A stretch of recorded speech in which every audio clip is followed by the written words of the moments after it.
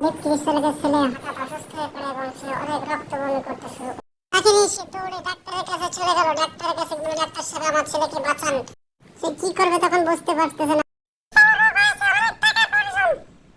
বাসায় গিয়ে দেখলো তার কাছে কোনো টাকা পয়সা নাই, কি করবে ভেবে উঠতে পারছে না। পরে দেখলো একটা স্বর্ণের দোকান। সে স্বর্ণের দোকানে একটা গ্লাস ভেঙে ভিতরে ঢুকলো এবং সেখান থেকে অনেক স্বর্ণ অলংকার বের করে নিল। এগুলো সে দ্রুত ব্যাগে ভরে নিল এবং পিছন থেকে পুলিশ তাড়া করলো। অনেক দ্রুত সে পালিয়ে বের হয়ে চলে গেল এবং তারপর সে এগুলো নিয়ে বিক্রি করলো এবং অনেক টাকা পয়সা হলো। সেগুলো নিয়ে তার ডাক্তারের কাছে চলে আসলো এবং ডাক্তারের কাছে দিয়ে তার ছেলে ট্রিটমেন্ট করলো, অপারেশনের ব্যবস্থা করলো। এক পর্যায়ে সে সুস্থ হয়ে উঠলো এবং তার বাবাকে টাকা দিল এবং সে বাবা এসে তাকে জড়িয়ে ধরলো। সে যখন সুস্থ হয়ে উঠলো তার পুলিশ তার বাবাকে ধরে নিয়ে গেল। এক পর্যায়ে সে অনেক কান্নাকাটি করতেছিল।